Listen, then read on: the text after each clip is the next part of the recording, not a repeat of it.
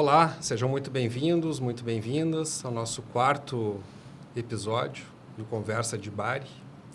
E hoje a gente conta com a presença de um ilustre colega e amigo, Dr. Francisco Krum, anestesista, mais conhecido como Chico, né? Exatamente. Então, como a gente está aqui numa informalidade, então nós vamos te chamar de Chico, se não te importar. Por favor.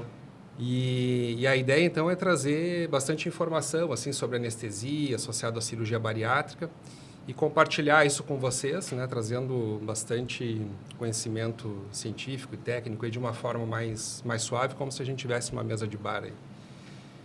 E aí, Chico, seja bem-vindo, muito obrigado por ter aceitado o nosso convite aí, é uma honra para a gente, né? Então, para quem não sabe, o Chico faz parte da equipe Acto Anestesiologistas, que é a equipe que nos atende nas cirurgias, né? Então, para nós é uma honra, tu é um grande amigo nosso aí, um anestesista que nem se fala, né? Então, a gente gostaria de saber de ti, assim, sobre anestesia e por que as pessoas têm tanto medo da anestesia, né? Eu recebo muito essa pergunta, assim, e às vezes os pacientes dizem, doutor, que tipo de anestesia é na cirurgia bariátrica, né? Porque eu tenho medo da anestesia. E por que tem esse... Eu não sei o que tu escuta dos pacientes, né? Mas por que tem tanto... Os pacientes têm tanto medo da anestesia? Conta pra gente um pouquinho aí. Bom, gurizada, obrigado pelo convite.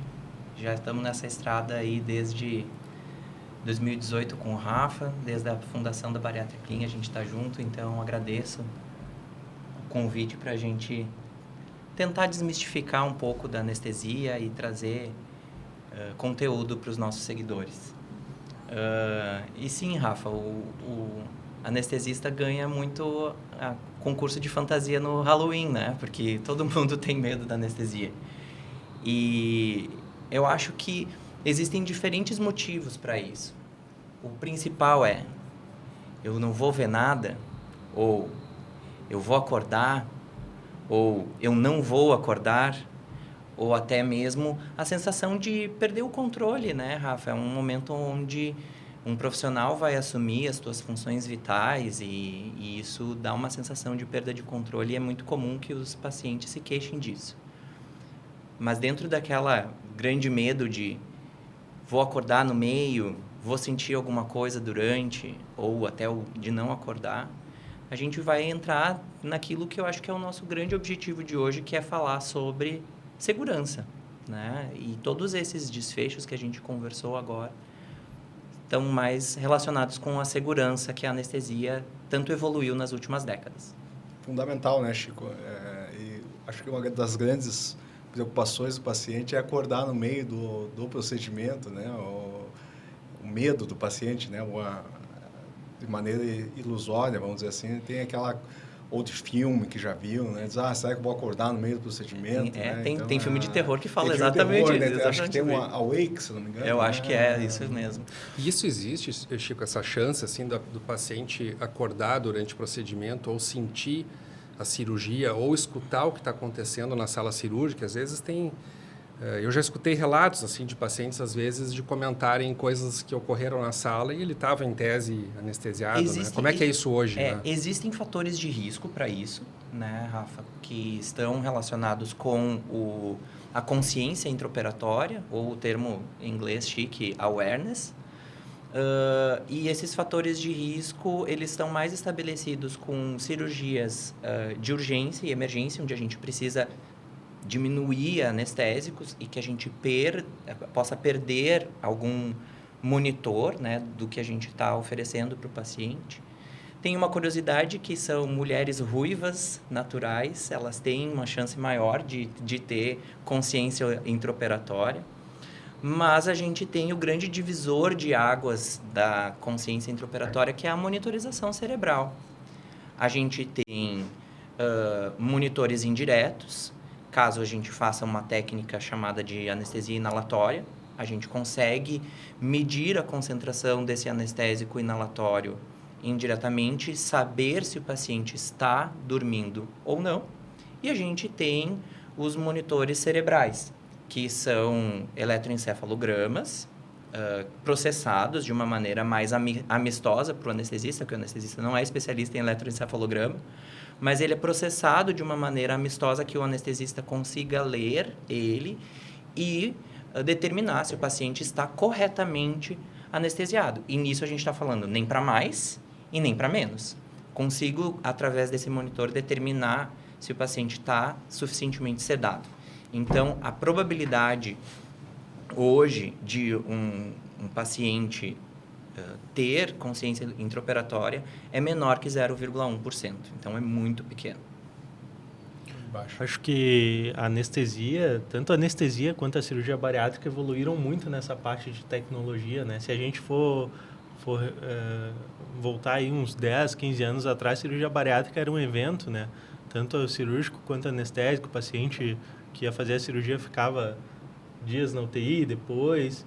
E essa tecnologia que veio dos grampeadores, do vídeo e também da anestesia, acho que contribuíram bastante para... muito, né? Até a oximetria, né, Chico? Se tu for ver, né? Eu já conversei com você sobre isso. Quando eu estava na faculdade, o capnógrafo, que é um dos grandes monitores, né, que a gente utilizava, a minha professora de anestesia trazia na bolsa dela. Ela colocava. Hoje o capnógrafo tem em todas as salas dos hospitais, isso, né? Há quanto tempo, Chico? Isso aí tem o quê? Não vamos lá. Mas tá aí uns 15, 20 anos, entendeu? Então, hoje é um monitor disseminado, obrigatório, né? Pelos protocolos de segurança, pelas denominações de segurança dos hospitais. Então, não se tem mais essa prática... Um dos riscos, né, Rafa, de consciência intraoperatória é uma prática, é um anestesista mal treinado. O praticismo, assim, né? Então, deixar o paciente desassistido, que é o que a gente mais... Vamos dizer assim, né, Chico? O paciente fica na mão ali, né? Você sabe exatamente o que está acontecendo, tanto a parte neurológica, a parte cardíaca, né? Pulmonar, a parte... Sim, hoje se tem uma monitorização arterial, né, completa, né? Completa, do paciente. completa, né? Não só os sinais vitais, a gente verifica, né, os sinais vitais continuamente dos pacientes, como esses outros monitores de consciência intraoperatória, respiração adequada, manutenção do paciente estável durante todo o procedimento. Chega a ser impressionante, né? Aqui, quem acompanha a rotina, chega a ser impressionante o paciente passar por uma cirurgia do porte, que é, né, uma videolaparoscopia, e acordar como se nada tivesse acontecido. Como se fosse de um sono profundo. Como se fosse de um sono profundo. Lembrando de como chegou, de como foi bem cuidado, né, de todo o processo de cuidado dele. É impressionante, é bonito. E as pessoas, né, Chico, costumam dissociar a anestesia da cirurgia, né? Parece que são coisas diferentes, né? Então, tem a cirurgia e tem a anestesia. E, na verdade, é o que eu sempre digo, assim, a boa cirurgia, a nossa cirurgia, ela só é o que é hoje por causa da anestesia, né? Porque a anestesia evoluiu muito, isso permitiu tornar a recuperação dos nossos pacientes muito rápida, muito rápida. Como o Dudu falou, os pacientes antes iam para a UTI, iam em ventilação mecânica, ficavam uma semana no hospital, né? E hoje, 24, 36 horas, o paciente já recebe alta, né? Se a gente for olhar as medicações que eu uso, em 30 minutos está tudo praticamente metabolizado. Isso não tinha 15 anos atrás, né? Nós tínhamos anestésicos de longa duração e que no paciente obeso acaba tendo um metabolismo diferente das medicações anestésicas. Todo o planejamento dos nossos pacientes é voltado para uma anestesia que seja eliminada o mais rápido possível, para que o paciente se sinta o mais perto do seu normal, o mais rápido possível. Nossos pacientes, em 2 horas, estão caminhando pelo corredor da sala de recuperação. Sim. Né? Já começam os cuidados de fisioterapia.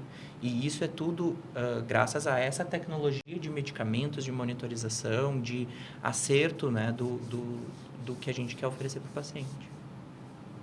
E quais são os tipos de anestesia, Chico, que existem hoje? Assim, as mais... Claro, são várias, mas as mais comuns, assim, as que mais se praticam. Eu pensei que essa pergunta viria, Rafa, e justamente eu não vou falar sobre a raquianestesia ou sobre o bloqueio. Eu vou falar sobre as anestesias que a gente pode oferecer para o paciente de cirurgia bariátrica. Isso. E é incontestável, a cirurgia laparoscópica, a cirurgia que é feita por vídeo, ela requer anestesia geral, né, para o conforto do paciente. E a anestesia geral, ela requer intubação, né? Então, a gente assume a respiração do paciente durante esse período. E eu vou tomar a liberdade de desviar um pouco da tua pergunta e voltar depois, que é justamente a intubação. A gente tem aquela lembrança recente da pandemia de Covid, né? Nós pegávamos pacientes doentes e nós anestesiávamos pacientes doentes. Na anestesia geral para os nossos pacientes, na grande maioria a gente pega pessoas saudáveis, a gente intuba pessoas saudáveis e a gente devolve pessoas saudáveis. Então, aquele receio da intubação, de ser um procedimento altamente invasivo, na verdade, na grande maioria dos procedimentos de anestesia geral, ele é uma proteção para o paciente. Eu estou assumindo a via aérea, eu estou protegendo sobre secreções que possam voltar, eu estou protegendo a função respiratória contra a própria força que o gás faz dentro da barriga do paciente, né? Estamos protegendo o paciente com a intubação. Isso é importante que a gente saiba. E dentro dos tipos, então, a gente fica dentro da anestesia geral. E tem duas vertentes, uma anestesia geral inalatória, né? Ou uma anestesia venosa total. Eu tenho por preferência fazer anestesia venosa total. Acredito que os resultados que a gente tem obtido com a anestesia venosa total foram superiores comparados com o tempo que eu já usei anestesia inalatória, balanceada, para os nossos pacientes. Então, acho que eu deixaria a tua pergunta respondida com esses dois tipos de anestesia. Perfeito. Chico, e uma dúvida que se tem, já que você tocou no bloqueio, né? E às vezes o paciente diz, mas vai ser... por outro tipo de cirurgia, não a bariátrica necessariamente, mas o paciente questiona se vai ser RAC anestesia ou se vai ser a geral, porque ele acaba que tem um pouco mais de medo da geral do que da RAC.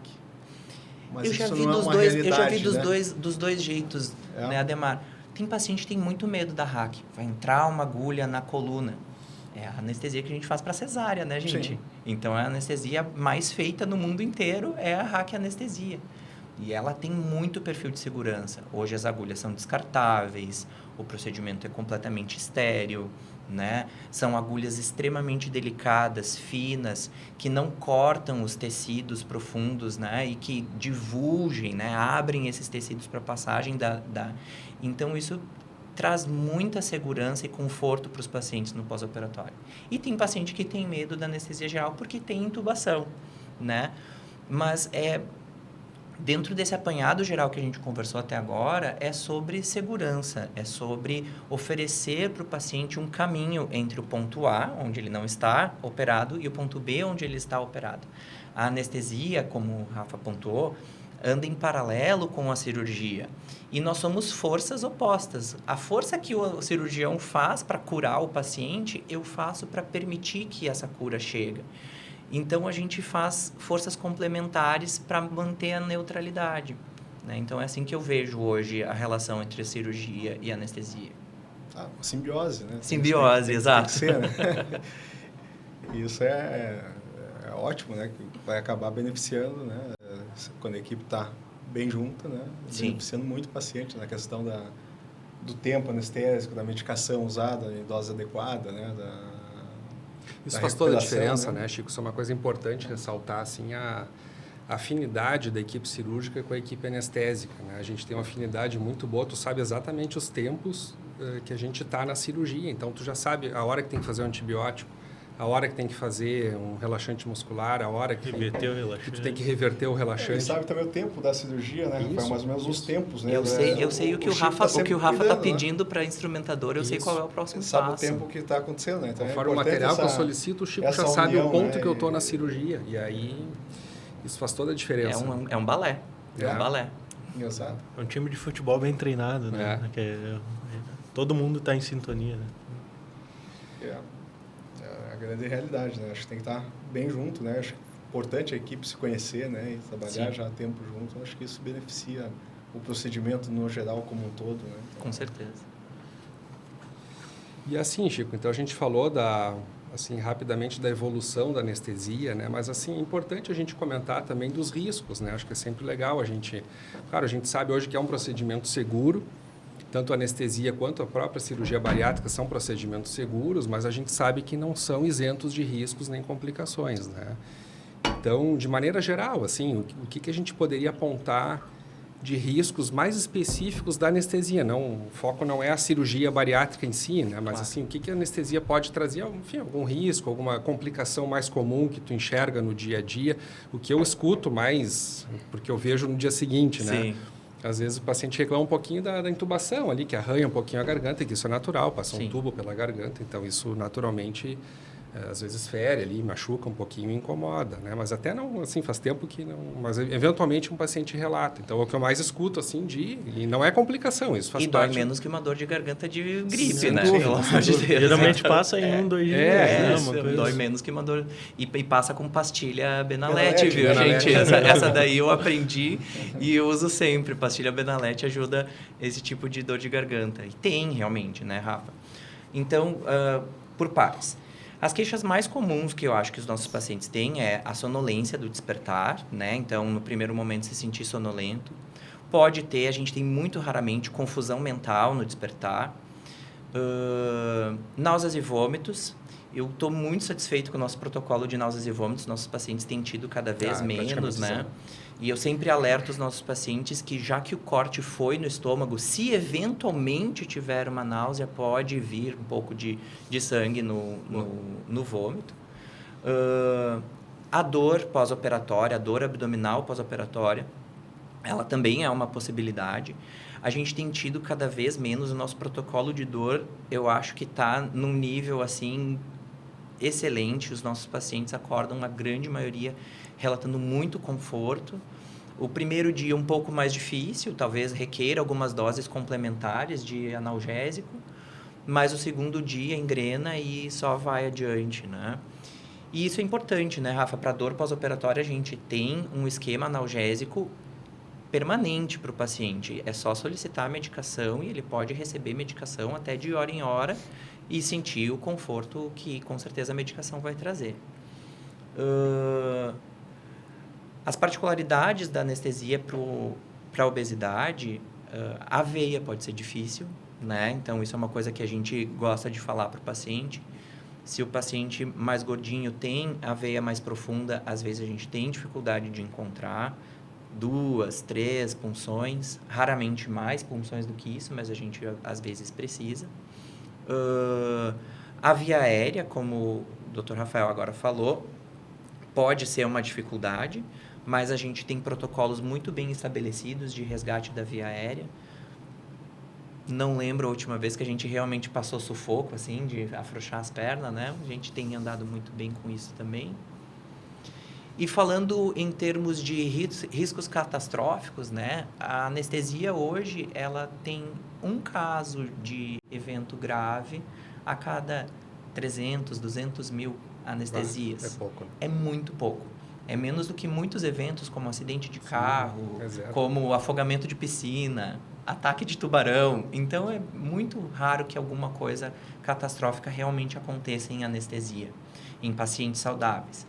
Na cirurgia da obesidade, esse número vai ficar diferente, porque é um paciente que tem uma comorbidade. Ficar 1 para 100 mil ainda é um evento bastante raro, né? Então, a gente tem muita... a intenção de individualizar também os riscos, né, Rafa? De falar com o paciente, porque a grande maioria dos nossos pacientes, a maioria são mulheres, que, apesar da obesidade, são extremamente saudáveis, praticam atividade física, estão cuidando realmente da sua alimentação, elas estão buscando ficar mais saudáveis, elas estão buscando mudar o parâmetro de vida. E, nesses casos, a gente entrega os nossos melhores resultados. Agora, a gente também tem, eventualmente, algum paciente que chega, que é diabético, que tem alguma outra doença que a gente precisa otimizar para que a gente entregue a segurança que a gente quer, que é esse 1 para 100 mil, 1 para 200 mil, ou nunca mais. Eu quero nunca mais. Sim, essa é a ideia, né? Chico, acho que é isso. Eu não sei se tu quer falar alguma coisa a mais, assim, que tu acha importante. Eu acho que a gente tem que pontuar jejum, né? Sou anestesista, a gente tem que falar sobre jejum. Isso é importante. Até hoje o paciente me perguntou sobre isso. Então, isso é uma questão bem importante que vem mudando, né? Antigamente, eu deixava meus pacientes 12 horas de jejum. Sim. Depois passei para 8, de uma maneira mais arrojada. E hoje já mudou, né? Hoje já praticamente o paciente... O jejum a gente não tinha dados realmente científicos. Se pedia as 12 horas de jejum, porque a gente sabe que quando a gente faz os anestésicos, o estômago relaxa e o conteúdo gástrico pode voltar e o paciente aspirar. E a aspiração brônquica, eu acho que a maioria dos pacientes não sabe, é uma catástrofe para o paciente. Significa internação em CTI, longo período de antibiótico na veia, internações prolongadas, às vezes requer ventilação mecânica. Então, por isso que a gente insiste em jejum pré-operatório. Mas a tecnologia, como a gente já falou, vem evoluindo. Tem já estudos mais claros sobre o desfecho ruim de aspiração e a gente sabe que pode se permitir até 6 horas. Como a gente ainda é conservador, a gente tem pedido 8 horas de jejum para alimentos. Os nossos pacientes eles estão numa dieta pré-operatória já mais restritiva, então a gente pontua isso com eles também. E a gente tem permitido 3 horas para água, exclusivamente água. O paciente pode tomar água e isso melhora resultado pós-operatório de náuseas e vômitos, melhora que o nosso paciente se sente com menos boca seca, porque os anestésicos também deixam a boca um pouco mais seca logo no despertar. Então, o jejum melhorou muito a qualidade. Tem pacientes que procuram no agendamento da consulta pré-anestésica, quero conversar com o Dr. Francisco, que ele tem um protocolo diferente de jejum. Mas não, toda a equipe. 8 horas de jejum para refeições, dentro do protocolo que a nutricionista passou, e permite 3 horas antes a água. Eu estimulo até que alguns pacientes que vão operar tipo 1h acordem e façam uma última refeição lá pelas 5 da manhã, porque a gente percebe diferença do paciente que tem jejum prolongado. Interessante. Uma última coisa que eu gostaria de perguntar, não sei se é a última, mas uma coisa que eu gostaria de perguntar é a questão de medicações, né? Muitos pacientes chegam, ficam na dúvida o que pode suspender, tem o Ozempic também, que alguns às vezes... Sim. O Ozempic é uma medicação que o mecanismo de ação dele é retardar o esvaziamento do estômago. Então, com anestesia, ele não casa nem um pouco bem. Hoje, o protocolo da Sociedade Brasileira de Anestesia é suspender 21 dias, 3 semanas, antes do procedimento Ozempic, para qualquer procedimento. A gente não está falando de procedimentos de urgência e emergência, né? A gente está falando dos procedimentos agendados. Então, outras medicações, né, Dudu, têm suas peculiaridades. Então, a insulina, como o paciente entra em jejum, a gente diminui dose. Alguns antidiabéticos a gente também opta por manter ou não manter. Tem algumas medicações para pressão alta que a gente também tenta adaptar para ter um melhor resultado dentro do intraoperatório e até no pós-operatório. Mas a gente individualiza isso na consulta pré-anestésica. Isso tudo é feito na consulta? Na consulta pré-anestésica. Todos os nossos pacientes têm feito consulta pré-anestésica pelo menos uma semana antes. A gente tenta fazer com 3 semanas, 2 semanas de antecedência. Às vezes o convênio libera um pouquinho em cima da hora, a gente agenda a consulta mais em cima da hora. Mas a gente sempre vai revisar a questão das medicações, né, para que não tenha interação com os anestésicos e também para trazer conforto para o paciente. Perfeito. Isso é importante também, né, Chico, assim, que aumentou a segurança da cirurgia, a consulta pré-anestésica, né? Então, conhecer o paciente antes, saber as medicações, isso que tu colocou, assim, eu acho que é fundamental, né, para não chegar na hora e ser uma surpresa, tu não sabe o que tu vai encontrar, né? E um rosto conhecido, né, Rafa? Exato. Rosto conhecido, quando Sim, não sou eu que estou presente, né? Também, Então, quando não sou eu que faço a consulta pré-anestésica e o procedimento cirúrgico, já que nós somos 7 anestesistas, né?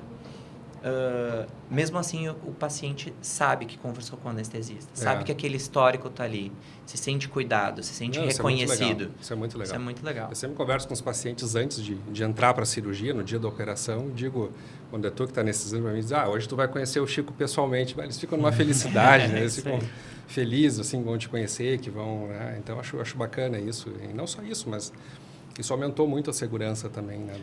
O anestesista, na verdade, gosta de não ser lembrado, né, Rafa? Sim. Pois é. O anestesista, ele gosta de... Quem que foi teu anestesista? Não sei. Mas eu digo que vocês, eles sabem agora. Eles sabem. Mas tá bem. O que mais, gurizada? Acho que... É isso aí. Mais alguma coisa, Chico, que tu acha importante assim, de colocar, que a gente não te perguntou, que associado à anestesia, que, enfim... Eu acho que a gente percorreu os tópicos principais e... Porque a ideia é essa, assim, a gente tem uma ideia geral, assim, né? Não é entrar em detalhes. A mensagem, eu acho, mais importante disso tudo que a gente falou é que a anestesia é segura, né? Sim. Eu lembro que desde o começo da minha vida como cirurgião lá na residência, eu escutava anestesia como... É muito segura, é uma das coisas mais seguras que tem na medicina, tudo com protocolo de aviação e tal. Tudo extrapolado da aviação. Isso é verdade. A gente tem um checklist, né? A gente faz um checklist, seja ele mental, seja ele físico, né? Ou é um protocolo da Organização Mundial da Saúde, né? A gente faz protocolo da cirurgia segura. Então, a gente segue esse checklist. A anestesia é onde nasceu a segurança do paciente, né? Foi a partir da anestesia, por justamente no passado, na década de 70 e 80, existirem tantos efeitos colaterais das medicações e tantos eventos adversos que os anestesistas começaram a olhar para a segurança do paciente. E a partir daí se desmembrou para todas as áreas, né? Não tem nenhuma área hoje que não verse sobre segurança do paciente. Com certeza. Acho que é isso aí, Chico. A gente agradece muito pela tua participação. Obrigado mais uma vez também. Dispor teu tempo aí para conversar com a gente. Foi bem importante a tua participação. A gente já estava horas. Já estava. Né, assim, combinando no bloco cirúrgico, enfim, mas felizmente agora a gente conseguiu concretizar a tua vinda aqui. Para nós foi uma honra, um prazer te ter aqui e certamente nossos pacientes vão se beneficiar muito dessas informações aí. Tá A gente agradece muito aí. Grande abraço. Obrigado, Chico. Obrigado. E hoje é um podcast muito especial para nós, né? Então, a gente tem a Kathleen, que é uma nossa amiga e foi nossa paciente. E, justamente, a gente achou legal te trazer para tu contar um pouquinho da tua história, né? Em relação não só à cirurgia, mas de antes da cirurgia também, né? Contar um pouquinho, assim, como é que era a tua vida antes e o que mudou na tua vida depois da cirurgia bariátrica. Claro que é importante frisar, pessoal, que o que a Kathleen vai falar hoje aqui é a experiência dela, né? Então, às vezes a gente vê muito isso, as pessoas se comparando o resultado, né? Então, tem vários pacientes que chegam para mim e dizem, eu quero ficar que nem a Kathleen, né? Eu quero aquele cabelo dela. Eu digo, olha... 3 faixas de mega hair, né? É só comprar. Aí eu digo assim, bom, a Kathleen tem o resultado da Kathleen, né? Porque ela se cuida, ela cuida da alimentação, ela faz atividade física. Então, assim, o resultado que ela tem é o resultado dela. Então, a gente não pode... prometer que as pessoas vão ficar igual a Kathleen, né? Então, isso é uma coisa importante, que tudo que a Kathleen falar aqui, a experiência, ela vai contar a experiência dela, mas que é, talvez, a experiência de muitas pessoas também, né? Principalmente pessoas que convivem com a obesidade, sofrem muito com isso, às vezes sofrem caladas, né? Pelos preconceitos que a sociedade tem em relação à obesidade. A pessoa vai cada vez se retraindo mais, né? Então, tudo que tu faz é por conta da obesidade, é porque tu come muito, porque tu é preguiçosa, porque tu é sedentária. E a gente sabe que não é bem assim, né? Que a obesidade é uma doença química e metabólica, uma doença extremamente complexa de tratar, né? A cirurgia não é a cura da obesidade. E então, Kathleen, assim, a gente está muito feliz por tu ter vindo aqui, né? Compartilhar um pouquinho da tua história. A gente sabe que não é fácil isso, às vezes falar também de coisas pessoais não é fácil. Então, tu fica bem à vontade de contar um pouquinho da tua história, assim, antes, quando tu tinha obesidade, e depois o que mudou, assim, na tua vida, o que a cirurgia bariátrica te proporcionou, né? Contar um pouquinho da tua experiência e falar, assim, que realmente tu sentiu, né? Tanto as coisas boas quanto as dificuldades que tu passou, né? Não só na vida, mas na cirurgia em si, né? Você sentiu dor, o que tu sofreu, o que tu passou. Acho que é legal a gente falar mais da realidade da cirurgia, não só romantizar e falar das coisas boas, né? Então, contar a tua história, a tua experiência, assim. Então, começa falando pra gente a tua experiência com a obesidade. Por que tu decidiu fazer a cirurgia? Como é que tu chegou na cirurgia? Né? E, enfim... Bom, estou muito feliz de estar aqui com vocês, né? Pessoas, assim, que salvam as nossas vidas todos os dias, né? Muita emoção. Realmente, voltar no tempo, falar... Inclusive, eu estava falando antes que ontem, dia 13 de março, fiz 2 anos de bariátrica. Então, assim, é o meu renascimento, literalmente, né? Então, antes da cirurgia, a minha história com a obesidade, ela começou assim, meio que de repente, silenciosamente, aos poucos. Eu não era uma criança obesa, eu era uma criança bem ativa, era uma criança magra, saudável, praticava atividades físicas. E depois, no decorrer da minha adolescência ali, fui tendo, assim, crises de ansiedade, compulsões alimentares em relação às minhas emoções. E depois veio uma gestação na minha fase adulta e tudo isso, assim, fez estourar a obesidade. E com isso eu tive muitos problemas físicos e como é que eu posso dizer? Sentimentais, emocionais, isso aí. Então, os físicos, por exemplo, eu trabalho em pé, sou cabeleireira, então, assim, se eu tivesse uma jornada de 10 horas em pé, era dores absurdas nas minhas costas, na lombar, no ciático, nos joelhos, nas pernas. Eu tinha, assim, durante a madrugada, cãibras nas pernas, assim, tinha que acordar, tomar remédio, passar creminho nas pernas para amanhã eu estar bem para trabalhar, né? Então, também acabava tendo apneia do sono, acordava de madrugada sem respirar, assim, mal. E eu cheguei ao ápice dos 123 quilos. Esse foi o meu peso mais alto em toda a minha vida. Eu lembro como se fosse ontem, eu subi na balança e não acreditar que eu estava com aquele peso. E foi muito chocante para mim aquilo, porque eu me lembro que eu fui em várias farmácias, fui em várias balanças, porque eu não acreditava que aquilo lá estava certo. E comecei a ver várias amigas, assim, fazendo bariátrica e vendo, assim, aquilo era real, aquilo poderia acontecer na minha vida, mas ao mesmo tempo eu tinha muito medo, né? Até a gente vê na internet tantas coisas absurdas e eu tinha medo, assim, meu Deus, a minha saúde, a minha vida, o que eu vou fazer, né? Mas eu já tinha tentado de tudo, já tinha tomado remédio, já tinha tentado também fazer algumas atividades que eu tentasse me identificar e não tinha conseguido atingir nem um terço do que eu precisava para estar com a minha saúde em dia. Inclusive, eu me lembro que eu cheguei até em cirurgião plástico, pensava, vou me limpar toda que vai ser a solução, tira essa gordura de mim. E ele me olhou e falou, Kathleen, 30 quilos no mínimo para a gente começar a conversar. E eu fiquei assim, esse homem tá louco, né? Como é que eu vou fazer isso? E então era bem difícil essa relação com a obesidade. Eu perdi, às vezes, até oportunidades de trabalho, porque eu não tinha autoestima. Então, assim, se era para estar num lugar público, assim, eu já via. Se fosse aqui um lugar assim, eu não ia. Porque eu ia estar sendo filmada, eu ia estar sendo fotografada, e aquilo me assombrava muito de eu me ver depois daquele tamanho, frente a frente com as pessoas. Então, eu perdia muita oportunidade de trabalho, relacionamento com clientes, assim, às vezes me impactava porque tinha esse preconceito, sim, em ser uma pessoa gordinha, às vezes ligava e falava, quero fazer lá com aquela gordinha.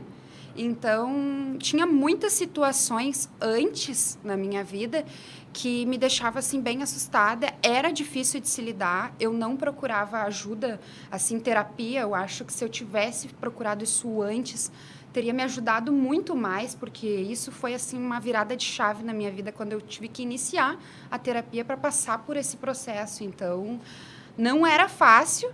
Cheguei aos 123 quilos, decidi fazer a bariátrica, de fato, quando eu comecei a ver o resultado das pacientes do Rafael mesmo. Foi uma pessoa, assim, que me indicou ele, uma paciente. Eu fiquei assim, cara, eu achava que ela ia morrer gorda e ela tá aí mudando de vida. Então, se ela conseguiu, eu vou conseguir. Comecei a pesquisar, marquei a consulta, senti muita confiança na equipe. Eu pensei, meu Deus, isso vai ser a virada da minha vida. Eu vou agarrar isso com as minhas mãos e eu acho que isso vai me transformar. E eu pensava muito na minha filha, assim, também. Eu tenho uma filha de 6 anos e eu pensava, como que eu vou estar daqui, sei lá, 5, 10 anos com a minha filha? Eu não conseguia correr no parque com ela, eu não conseguia brincar numa pracinha com ela sem passar mal. Eu já evitava alguns eventos sociais, assim, de amiguinhos, porque eu tinha vergonha de eu não conseguir dar conta ali numa brincadeira, por mais pequena que seja, porque eu não conseguia nem segurar ela no colo. Então, a minha filha também foi uma motivação de eu pensar assim, ó, como eu quero estar daqui 10 anos com a minha filha, nos 15 anos dela, nos 16 anos dela, como que vai ser minha saúde? Será que eu vou chegar até lá também com toda essa carga que eu estava, né? Tanto emocional, físico. Então, assim, decidi a bariátrica, não contei para ninguém, que eu acho que isso foi, assim, ó, a melhor coisa que eu fiz. Não contei nem para minha mãe, nem para o meu pai. Só contei no dia da cirurgia, ó. Tô aqui, tô viva, fiz a bariátrica. Contou depois? Depois da cirurgia, umas horinhas depois. Tava viva, tava bem. Eles apareceram no hospital enlouquecido, mas eu acho que foi a melhor coisa assim que eu fiz para ninguém interferir na minha decisão. Orei muito, assim, pedi muita direção de Deus para mim. Senti aquela paz e fui. E eu acho que realmente foi a melhor coisa que eu fiz. Isso é interessante, né, Rafael? Porque tem muito comentário negativo, às vezes, dos próprios familiares, né? Dizem, mas você é tão bonito assim, a gente gosta de você assim, você é engraçado assim, vai perder a graça. Né? Vai perder eu recebo muita mensagem no meu Instagram de mulheres falando assim, Kathleen, meu sonho é fazer o que tu fez, mas meu marido não me apoia, minhas amigas me julgam, o pessoal do meu trabalho diz que eu estou louca, que é só eu correr você na quadra que eu vou emagrecer. Doente. Tu vai ficar doente, como é que vai ficar tuas vitaminas, olha a tua aparência, quanta gente fica horrível. E eu penso assim, gente, a gente tem que tomar uma decisão por nós. Claro. Se a gente não tomar essa decisão por nós, quem vai fazer por nós? E era isso que eu mentalizava, eu não vou falar para ninguém, porque essa decisão é minha, eu vou mudar de vida, eu vou fazer isso acontecer. Então, eu acho que eu sempre dou esse conselho, não conta para ninguém, toma a tua decisão, guarda para ti, Deus e quem, de repente, teu marido, que vai estar ali te acompanhando, né? Mas foi uma pessoa assim, bem próxima, tu diz, né? Foi muito bom para mim ter tomado essa decisão. Isso é importante, tu falou, Kathleen, isso eu vejo com muita frequência. Eu vejo pacientes desistindo da cirurgia. De tudo. Às vezes, então, eles marcam a consulta, fazem a consulta, saem super animados. Depois eles voltam chorando na consulta, doutor, eu não vou fazer a cirurgia porque o meu esposo é contra, enfim, ou o pai e a mãe são contra. E aí, como eu escuto muito eles, eu realmente concordo com eles, acho que eu não vou fazer a cirurgia. É muito triste isso. E me dá uma dor no coração, assim, de saber que aquela pessoa está perdendo uma oportunidade, não que não possa voltar em outro momento, né? Mas naquele momento ela está perdendo uma grande oportunidade de mudar de vida, né?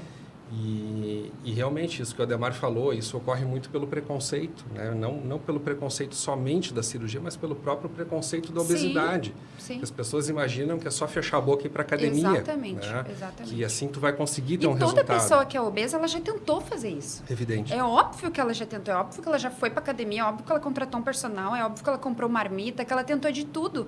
Só que às vezes ela tem alguma doença agravante que às vezes ela nem saiba, que aquilo não ajuda ela a emagrecer, né? Que nem eu já vi histórias de ovários policísticos, pessoas que têm vários problemas que isso não ajuda a pessoa a emagrecer. Então, acaba sendo uma luta em glória, né? Vai, e nunca não consegue. Não dá certo, né? E as pessoas também costumam associar muito a bariátrica com o resultado associado ao peso, que é uma coisa que eu tento trabalhar nas consultas, né? Dizer que o resultado da cirurgia ele não se mede na balança. Né? Claro que é importante, quem tem obesidade precisa emagrecer e quer emagrecer, mas o resultado é melhorar a vida, né? Melhorar a qualidade de vida, pessoa que tem pressão alta, diabetes, colesterol alto, parar de usar medicações, né? Se livrar dessas doenças. E a estética, ela só é assim, eu digo que ela é um bônus. Porque as pessoas, elas procuram muito para ficar bonitas, para ficar magras, para ficar dentro de um padrão que elas acreditam que elas têm que estar. Ela é um bônus, porque a nossa saúde, ela é o top 1 desse programa, né? Ela que tem que ser o principal motivo da gente fazer tudo isso, né? Mas, claro, a estética eu acho que também conta um pouco, né? Porque a pessoa não se sentir bem da forma física, eu acho que puxa a pessoa a tomar uma medida, né? Que seja qual for a bariátrica, né? Inclusive para roupas, né? Com certeza. roupas acaba sendo a roupa que sobrou e não a roupa que tu escolheu, né? É a pessoa verdade. Que tá com eu me lembro, né? tu falou agora, me fez lembrar uma cena. Uma vez, eu estava trabalhando e rasgou minha calça no meio do trabalho. Nossa. Me abaixando assim. E daí eu tive que ir no shopping correndo comprar outra calça para continuar trabalhando. Eu experimentei 21 calças no provador e nenhuma me serviu. Naquele dia eu me sentei e aquilo só enfatizava, eu preciso mudar, eu preciso tomar essa decisão. E eu ainda estava naquele período de faço, não faço. E aquele dia me impactou muito aquela cena. Imagina, 21 calças e nenhuma serviu. Eu ainda me prestei a contar, não é possível. Contei assim. Então, vestia 56, hoje eu visto 34. Tu veja, né? Nossa. Diferença. E qual foram os teus desafios, assim, Kathleen? O que tu encontrou quando tu decidiu, né? Eu vou fazer a cirurgia bariátrica. O que tu encontrou de desafios, assim, até chegar à cirurgia? E mesmo na cirurgia, assim, depois, enfim, o que tu... Sim, eu acho que o meu principal desafio, eu fiquei refletindo muito sobre isso, até ontem eu fiz uma retrospectiva da minha vida, foi a compulsão alimentar. Porque ela me dominava. Eu estava feliz, eu comia. Eu estava triste, eu comia. Eu estava empolgada, eu comia. Eu tinha uma conquista, eu comia. Então, assim, aquilo ali dominou minha mente antes e depois da bariátrica. Antes pensando, eu não posso mais fazer isso. E depois, eu decidi mudar de vida e isso não vai mais fazer parte da minha vida. A comida, ela não vai estar mais ligada às minhas emoções. E sim, me nutrir, me manter viva e fazer parte do meu objetivo. Então, a compulsão alimentar foi a coisa mais desafiadora, porque ela foi dentro da minha mente, eu trabalhar isso dia e noite. Eu não posso comer mais, eu não posso me passar aqui, né? É bom comer, só que a maneira que eu comia era exageradamente. Eu fiz um cálculo antes da bariátrica, eu chegava a gastar 600, 700 reais por semana em iFood. Nossa. Eu chegava do trabalho, eu sentava, o que eu vou fazer hoje da minha vida? Destruía a minha vida, né? Todo dia e não sabia. Então, eu gastava nessa média, eu tomava 2 litros de refrigerante por dia, Coca-Cola. Então, hoje eu não tomo mais, faz 2 anos que eu não tomo nada de refri. E quando você fala em iFood, você diz mais fast food, daí, Sim, por exemplo, pizza, hambúrguer, né? era tudo nesse nível, assim, batata frita, coisas gordurosas eu gostava, né? Então, E são comidas relativamente baratas, né? Vamos dizer exatamente, assim, né? mas pedia todos valor, os dias, né? E às vezes coisa. eu não me organizava nem para fazer o meu almoço do dia seguinte, ia para o trabalho, pedia outro iFood. Então, a compulsão alimentar, sem dúvidas, ela foi o meu maior desafio antes e depois, para dominar minha mente, entender o real motivo da nossa alimentação. E isso foi muito bom até com a Samantha, que ela faz parte da tua equipe, ela destravou isso da minha cabeça. Ela me fez ver a comida com outros olhos, assim. Então, sem dúvida, hoje eu posso dizer, eu venci essa questão. Legal. Às vezes vem, assim, umas coisas assim, tô muito empolgada, eu vou comer. Deu, calma, a velha fica lá, nova criatura. Mas isso faz parte da vida, né? Isso assim, como exceção, não há um problema, né? Tipo, isso, tá feliz, né? Aconteceu alguma coisa boa na semana, chama alguma comida que tu gosta, enfim, é isso. Eu sempre digo, a gente não precisa ser tão radical assim, zero, nunca mais, né? Sim, mas tem que se tornar exceção, não pode ser uma rotina como tu comentou, eu tinha né? colocado como meta zerar o açúcar da minha vida de todas as formas, né? Com 10 meses eu retornei a comer, mas eu retornei com muita consciência da quantidade que eu ia ingerir, do momento que aquilo ia ser, para aquilo não se tornar mais minha rotina, porque eu comia muito açúcar também, né? Então, a compulsão alimentar, ela tem várias situações assim. E essa compulsão, tu seguiu com ela no pós-operatório, no sentido assim, de, eu fiz a cirurgia nos primeiros 10, 15 dias da operação e tu tá com aquela assim... Não. Aquela sensação de, eu preciso comer tal coisa e não consigo e isso te dá uma pane. Durante os 6 primeiros meses, parece que eu tive um reset na minha cabeça. Era outra criatura, assim. Quando eu retornei a comer melhor, me sentir melhor, aí vinha essa assombração assim, eu acho que eu consigo. Mas daí, o meu outro anjinho aqui ficava assim, não, peraí, tu é uma nova pessoa, não é por aí. Então, mas eu nunca extrapolei, nunca me testei. Eu tinha muito medo de ficar me testando e ter uma recaída, assim, que nem uma pessoa alcoólatra, né? Eu me via nessa situação, assim, então eu não ficava me testando. Eu tinha minha consciência e ia trabalhando a minha mente, ia falando com a minha terapeuta sobre isso. Mas eu senti isso, quando eu fiz a cirurgia, foi como se tivesse resetado a minha cabeça e pensar, agora eu sou uma nova pessoa, eu vou fazer diferente. E pré-cirurgia, tu chegou a diminuir o iFood? Não, fiz muitas despedidas. Me enlouqueci, fui pra Gramado, comi uns 3 fundi no final de semana. A Samantha falou, não faz despedida. Eu fiquei assim, eu não sei quando isso vai acontecer, vou me despedir. Então eu fiz umas loucurinhas assim. Então foi pós-cirurgia que daí tu... Sim, pós-cirurgia eu botei na minha cabeça, vou fazer isso acontecer. Agora todo mundo vai ver que eu vou ficar magra. E tem coisas, Catherine, que tu comia antes, assim, que hoje tu não... Frituras, eu sinto assim que só de entrar num ambiente que tá aquele cheiro da gordura, Já às vezes não... me dá uma enjoada. Tipo, frango frito. Eu amava frango frito, assim, empanado, coisa. Hoje eu sinto o cheiro, já começa a me dar um pouco de repulsa, assim. Como bem pouquinho, assim, mas daqui a pouco eu já tenho que até sair do ambiente. Eu como rápido, assim, e já tenho que sair, porque senão não aguento, começa a me dar uma náusea aquele lugar, assim. Então, eu acho que as frituras é uma coisa, assim, que parece que meu corpo entrou acho que isso não mais. E com relação ao sabor do alimento, assim, tu notou diferença, por exemplo, com relação a verduras, vegetais, algo assim que Notei, eu não comia nada disso. Não comia, gostava. Não comia nada disso, não gostava de frutas e daqui a pouco do nada, assim, meu Deus, comecei a gostar. Não comia, por exemplo, morango. Eu odiava morango, aquele coisa assim, aquela textura. Hoje eu amo morango de qualquer forma, assim, granolas, essas coisas. Eu ficava assim, meu Deus, comida de passarinho, isso daqui adoro agora comer com iogurte, assim, uma coisa assim. Então, eu senti muita diferença, parece que meu paladar mudou. Muitas coisas que eu rejeitava, hoje eu consigo tranquilamente. Os pacientes relatam muito ao doce, né? Que o doce ele fica mais intenso depois, ele fica mais... E aí a pessoa acaba... Sim, até dependendo... enjoando, assim, nossa, às dependendo vezes do uma doce, colherinha né? tu fica assim, meu Deus, parece que é o açúcar puro ali. É. Então, fica mais sensível, com certeza. É interessante, né? Porque isso tudo é... Assim, a ciência já demonstra isso, que a cirurgia bariátrica faz. E o que eu sempre digo, a cirurgia bariátrica não é uma redução de estômago que faz a pessoa comer menos. Ela não é uma cirurgia mecânica. Ela é uma cirurgia química e metabólica. Sim.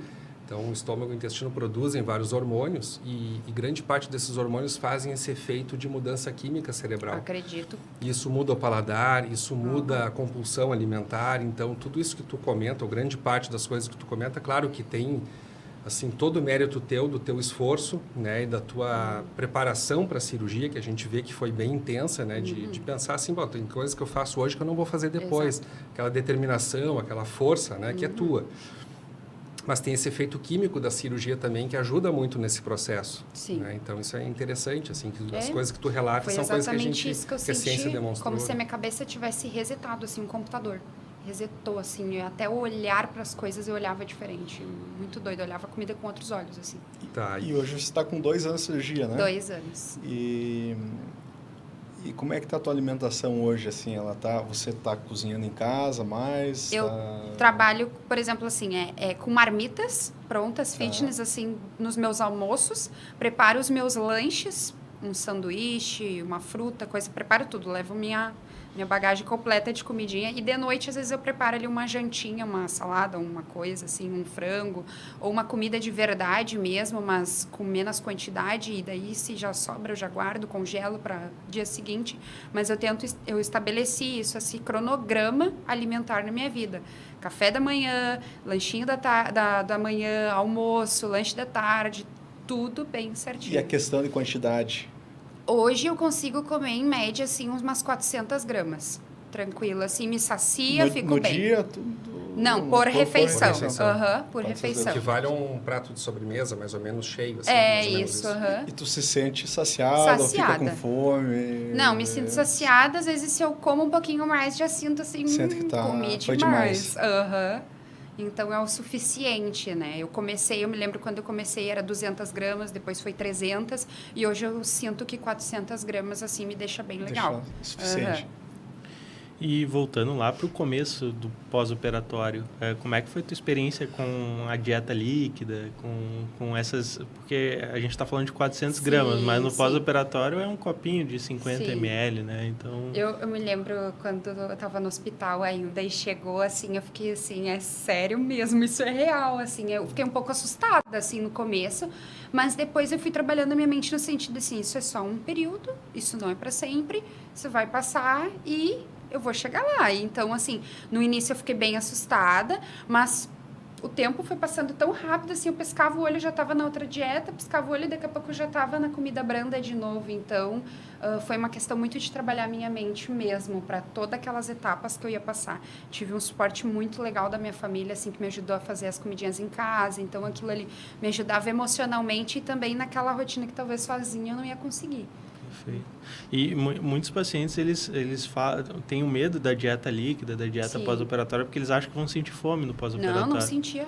Não sentia. Eu era obrigada. A gente botava para despertar o meu celular para a gente lembrar que aquele horário eu tinha que comer, porque eu não tinha fome. Eu estava bem enjoada ainda, então... E a gotinha que eu tomava ali, eu já estava... Meu Deus do céu, estou explodindo. Então... é muito tranquilo essa questão, assim. Não precisa ter medo que vai passar fome, porque não passa.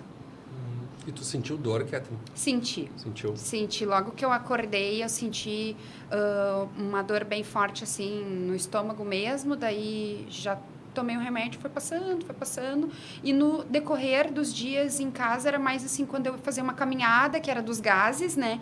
E depois ali de 10 dias zerou, não tinha mais nada, já estava voltando a trabalhar lentamente e tudo certo. Tu retornou a trabalhar com quanto tempo? Uns 15 dias. 15 dias? Daí eu... Tu é autônoma? Sim. Faço cabelo, daí eu tinha uma equipe que me dava um auxílio ali quando eu ficava um pouquinho mais cansada. Levava todas as comidinhas pro trabalho e deu certo. Ah, que legal.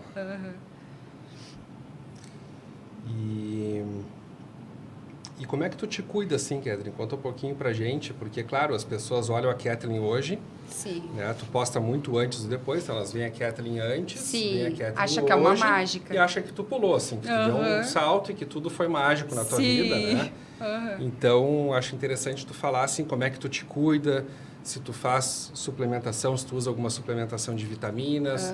Não precisa falar em marca, mas só comentar, assim, o que tu faz, se tu faz atividade física ou não, ou se realmente a cirurgia fez essa mágica, assim, que tu não precisa fazer nada. Não tem mágica, né? Eu acho que o esforço que a gente tem que fazer e determinar essa mudança de vida é um conjunto, né? Não tem segredo, é a alimentação bem certinha ali, né? Às vezes a gente pula uma cerquinha, mas tu manter aquela rotina da semana.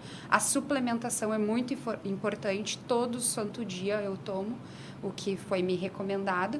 E hoje eu faço CrossFit. Vou fazer 2 anos que eu faço CrossFit. Foi onde eu me encontrei e foi onde eu vejo que mudou minha vida de fato, assim.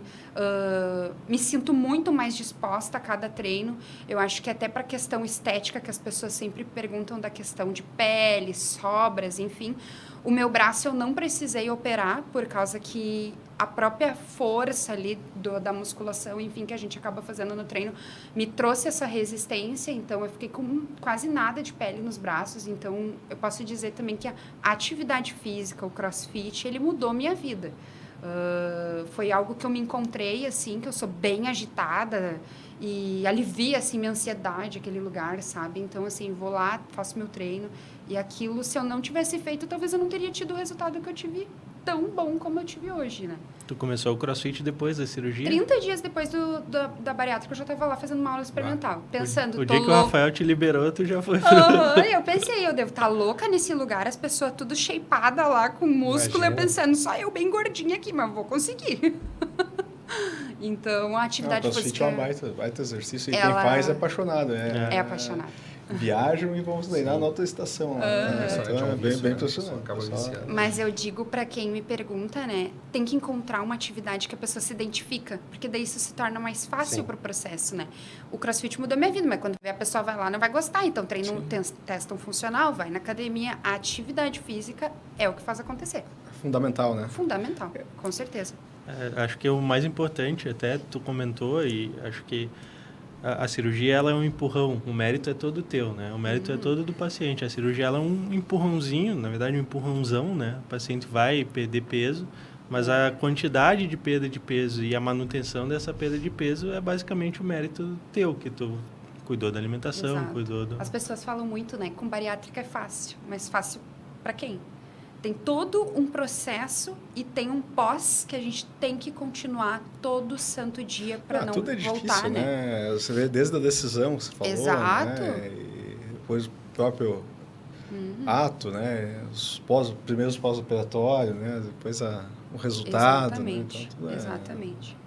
Nada é fácil, Eu conheço né? pessoas que fez o mesmo método que eu, tem o mesmo tempo que eu e não tem o mesmo resultado, porque não faz atividade física. Eu e o Rafael sempre comentamos isso, né? Que a gente não tem que tirar da mentalidade que é uma caixa mágica ou algum mecanismo mágico que a gente vai fazer e que vai fazer aquela pessoa ficar num estado de saúde adequado, numa forma física boa. Se fosse, eu era o primeiro a estar na fila lá também, né? Mas não é, né? Eu acho que é um meio para ajudar aquele paciente a ter uma outra oportunidade, né? Exatamente. Então, e que aí tem que se agarrar naquela oportunidade.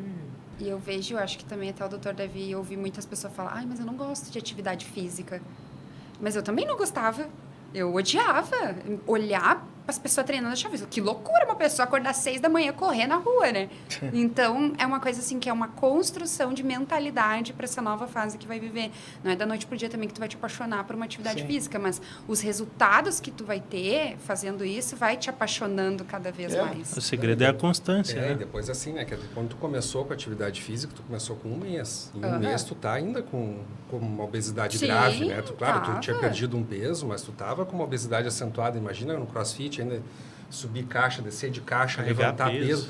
Tu já carrega o teu próprio peso e mais um peso adicional. Então, tu deve ter pensado, não sei se tu pensou em algumas vezes, dizer, não, isso aqui não dá, não é para mim, eu vou me embora desse lugar. Ainda mais o CrossFit, né? O CrossFit é baseado no US Navy, né? É baseado no treinamento da Marinha Americana. Eu fazia os meus treinos com um negocinho de PVC, que eu não conseguia segurar numa barra. E eu só pensava assim, esse PVC um dia vai ser uma barra. E o pessoal te acolheu bem lá. Muito bem, legal, muito Isso bem. faz diferença também, né? Pra ter um Totalmente. lugar acolhedor, assim, Exato, que seja... né? Eu acho que o estilo do negócio também, que um dá força pro outro e é diferente, assim, o clima foi o que me Mas o apaixonou CrossFit também. tem isso, né? Tem essa pegada, assim, de um apoiar o outro. apoiar. Diferente da academia, que às vezes a academia tu entra já... No primeiro olhar tu já pensa em dar Não, volta, a academia nunca tu é mais. muito sozinho, né? Na academia tem isso tem também. é uma pessoa só, vamos dizer Exato. assim. Né? E tu te arrependeu de alguma coisa? Talvez de não ter feito antes. Isso é o que eu mais escuto, né, Dudu? O que a gente mais ouve no dia a dia, eu tô me arrependi de de ter não tido medo, de ter ouvido muitos comentários ou pesquisado e não ter feito antes. Mas eu acredito muito que tem um tempo determinado para todas as coisas. E foi aquele tempo que Deus escolheu para mim, que colocou a equipe certa. Então, de não ter feito antes, mas eu acredito que estava no tempo certinho. E o que mais mudou na tua vida, assim, Kathleen, que tu acha? A minha autoestima, sem sombra de dúvida, e a minha disposição. A minha disposição, assim, é outra. Outra, assim, é de não chegar um fim do dia exausta, morta, assim. E a autoestima de eu conseguir me olhar no espelho e me gostar também. Que daí, antes, eu chegava a me arrumar até no escuro. Eu não conseguia me olhar no espelho, assim. E mesmo as pessoas que me conheceram antes achavam que eu era super bem comigo mesma, porque eu me arrumava, eu me cuidava, até porque eu trabalho com beleza. Mas era só, assim, uma máscara, vamos dizer. Eu até sair de casa era uma tortura. Às vezes eu nem queria sair de casa, porque eu pensava, o que as pessoas vão pensar de mim? Ninguém nem dá bola pra gente, mas era umas doideiras, assim. Então, a minha autoestima e a minha disposição pra vida, assim, mudou completamente, assim. E me abriu muitas portas até profissionais, assim, por eu estar bem comigo mesma, eu consegui me colocar, assim, num posicionamento diferente, me abriu muitas portas. Então, sem sombra de dúvida, esses 2 pontos, assim. Hoje eu consegui brincar com a minha filha, sabe? Ela vai comigo nos treinos e às vezes a gente faz umas atividades juntos, assim. Não tem preço que pague, assim. Ela já vai vendo o exemplo, né? Exato. Então, isso é importante também. Né? Sim. Uma coisa que eu acho interessante, assim, que tu comentou de tempo de cada coisa, né? Tu teve esse tempo, de repente, foi para tu te preparar. Eu vejo que tu comentou que tu te preparou, tu entendeu a doença, a obesidade e te entendeu como uma paciente com uma doença que às vezes o paciente chega para nós basicamente por uma questão estética, né? Sim. Lógico. Para ontem, né? Tem os problemas relacionados à obesidade, mas o principal problema para ele naquele momento é a estética. Eu me preparei durante 1 ano antes da cirurgia, fazendo acompanhamento psicológico, psiquiatra. Então, eu acho que isso, se eu não tivesse feito todo esse trabalhado, talvez eu não teria mudado a minha mentalidade, porque eu consegui entender o que eu ia passar de fato. E assim, Kathleen, não sei se tu quer comentar mais alguma coisa, assim, que a gente não tenha te perguntado e que tu acha importante, né? Mas eu queria que tu deixasse uma mensagem. Tem várias pessoas que estão nos assistindo e vão nos assistir. E que estão numa situação como tu estava antes, né? Uma situação, às vezes, te vendo sem saída, escondida, né? Sem apoio. Sem apoio e sem ter para onde correr, o que fazer. Então, o que tu poderia deixar de mensagem, assim, para essas pessoas, né? Que talvez já não vejam uma luz, assim, uma saída para a vida, né? E o que tu poderia dizer para essas pessoas, assim... Como um conselho, como uma pessoa que já passou por uma situação dessas e que hoje brilha num outro patamar, né?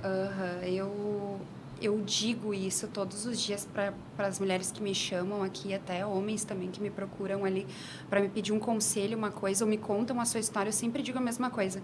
Ninguém vai fazer por ti. Quem é que está nessa situação? É aquela pessoa ou é tu? Quem é que vive a tua vida? É os outros ou é tu? Então, é se priorizar, é olhar para dentro de si, tomar uma decisão que vai ser unicamente, exclusivamente para ti. Então, assim, não dá ouvidos para as outras pessoas. É seguir aquilo que o teu coração está dizendo, aquela a tua intuição, né? Acreditar na equipe que tu está escolhendo. E eu sempre coloco Deus, porque Ele que me acalma, assim.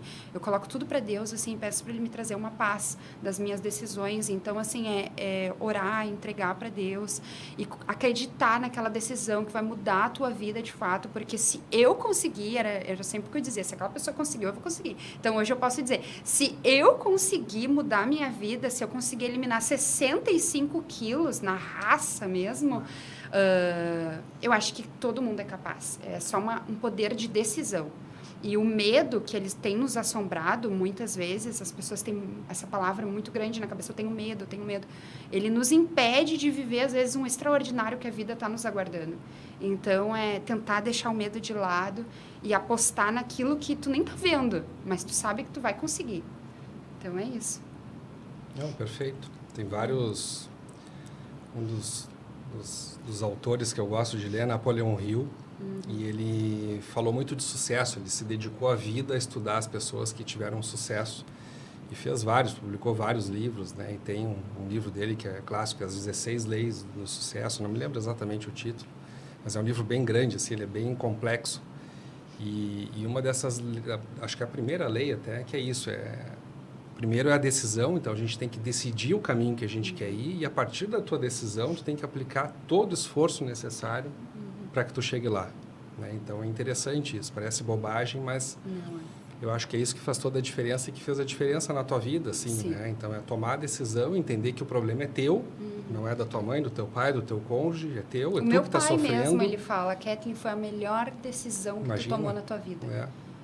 E ele condenava, ele achava que bariátrica a pessoa poderia até morrer. Exato. Mas hoje ele olha pra mim e fala, filha, tu é outra pessoa. Às vezes ele me olha, ele chora e fala assim, filha, eu não te reconheço, mas tu mudou pra melhor, tu é outra pessoa, tu brilha agora, sabe? Então... É porque também a pessoa não se dá conta que tu tá vivendo aquele problema.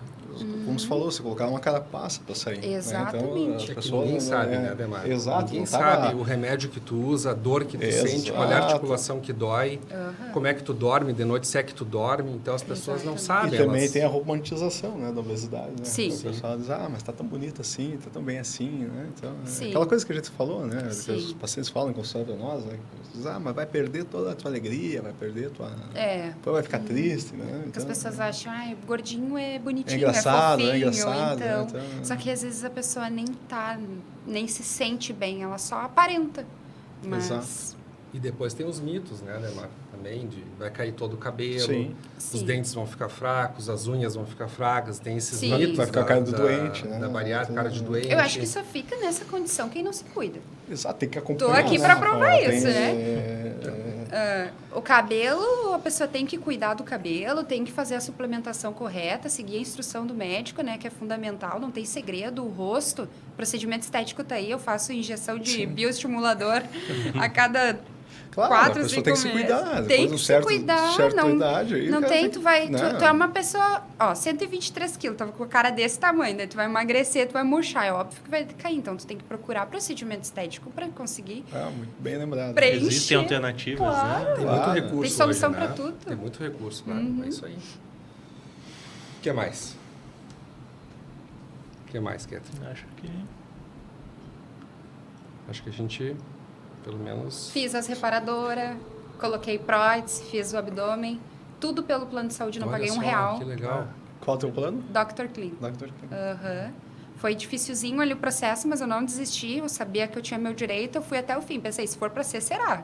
Botei a prótese, tirei a pele do abdômen.